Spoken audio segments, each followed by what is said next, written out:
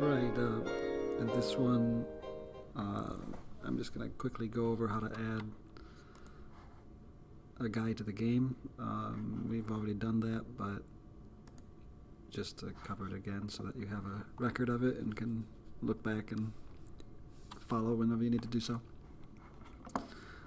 So here's your game, Galaga.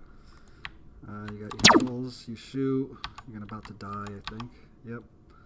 And you got your little enemies, so we're just going to go over again how to add more characters. You got your scripts over here. Sorry. Most of those are, the main one loads here with Invader.js. Then that calls these scripts that are in the scripts folder. In there you'll see most of the game scripts are in this folder called game. Game objects like the enemy, the weapons, those are all in this game object folder. The definitions of those classes and those things that these enemies and the characters contain within them, their components, are held in this folder. Things that are useful but not actually elements of the gameplay itself, like they're not characters or anything, I'm going non-game objects. So that's things like the input controller for the keyboard, rectangle object, a vector object, and the game world. So you just got your folders here. To add somebody to the game, you need to go to the setup for the game. That's where we have specified the player object. The player is a generic game object as defined here.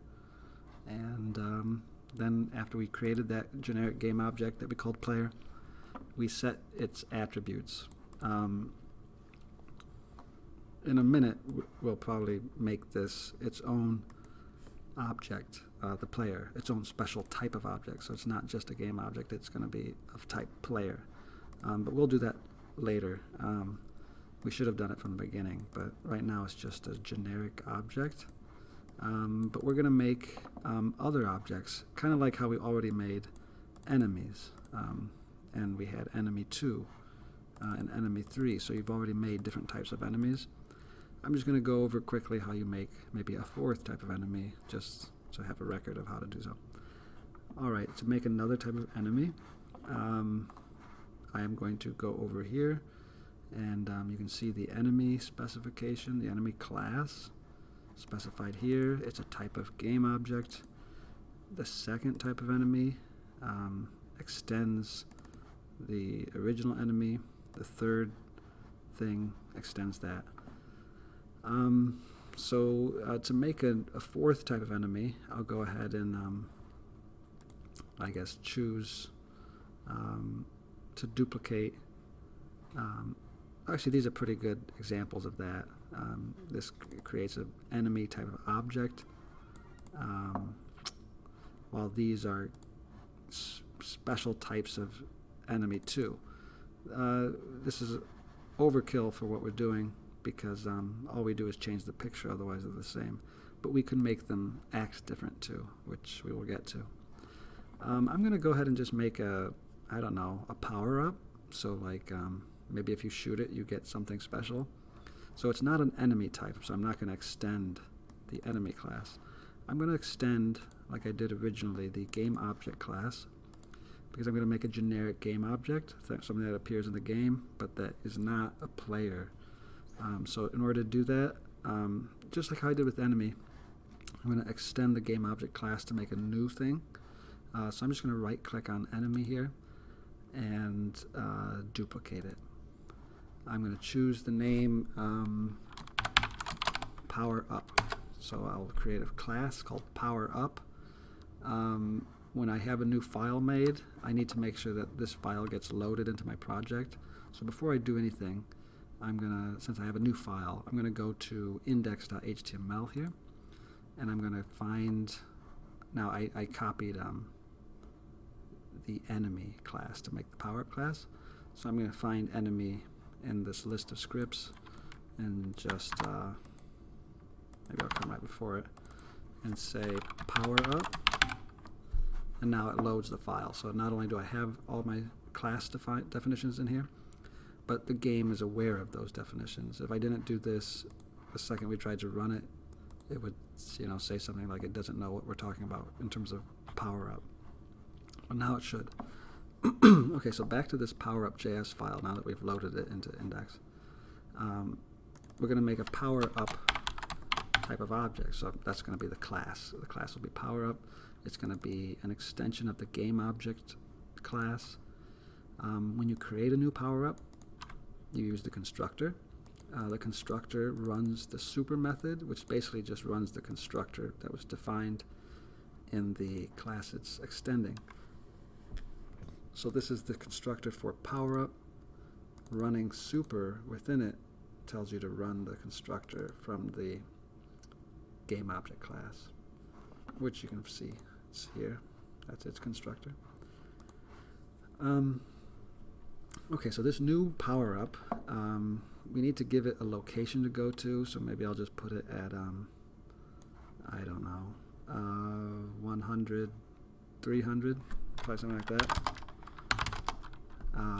That's right, then down. The size of this thing, I don't know, I guess I'll get an image really quick.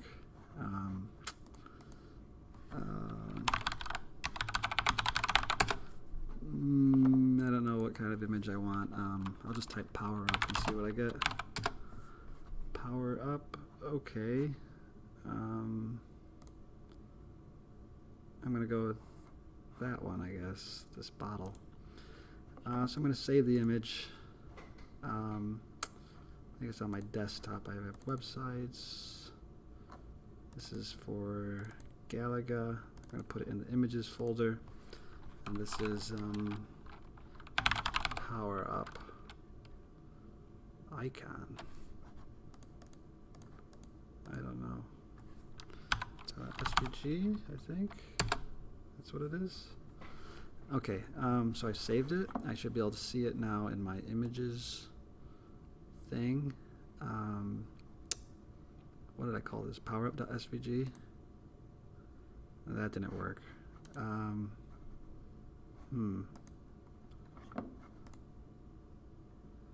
me try that again. You know what? Forget that. We'll just do a different image. Oh, the carrot. I like the carrot. That'll be it. That's the power up. Okay,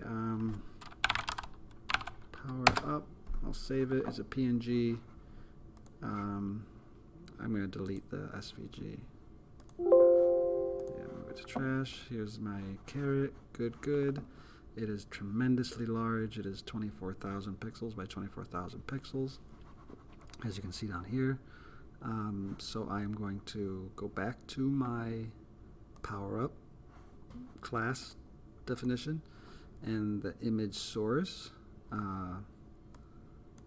You know, this is just, it doesn't have to be an enemy, but that's what we call it. But anyway, its image will be the powerup.png.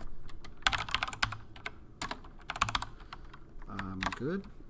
Its sprite sheet width is 2400. Its sprite sheet height is 2400. We're going to start at the upper left, 0, 0.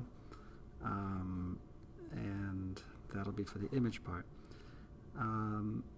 The size to draw it will be, it's square, so I'm going to choose a, I don't know, 50 by 50 image, and then this should be 25 by 25. That's always half the height and width for the rectangle scale. That's just how we do it. Actually, to get rid of this, we could just say this dot body dot width divided by 2. This dot body dot height divided by 2. So you can always set these, and these will always be half of that. Nice. That looks good. We specify the body is a type of component. The renderer is another type of component, is a second component. The third, index 2 component, is an AI, and we specify that there. Stump just means that this AI will do nothing, it'll just sit there. This power up, I guess it'll have one health. So when you kill it, it will do something nice for you. So it'll die just like anything else, but instead of getting points for that, you might get some sort of power up. But in our case, we're just going to have it die once you hit it. So it won't actually be a power up. That's it. I think that'll do it. So I'm going to save, and I got the save index because I made changes there. I now have a power up class, but we don't use it. We just have it defined. So I'm going to go back to setup, and where I entered in all these enemies, I'm also going to enter in a new power up. So PU1 is what I'll call it. It is a new power up, and hopefully the computer knows what I'm talking about when I type that. And then the name, well, we can start where it, well, I put it at, I think it was like 100, 300 or something. And I'm not going to give it an AI. It's already got the stump. I don't want it to attack anybody, so it just sits there. But you could create a moving AI, so maybe this thing moves left and right, and you got to try to hit it. That could be an AI, but right now it just will sit there. All right, that should be good. I'm going to refresh, and I have a carrot. So that is how you add things to the game.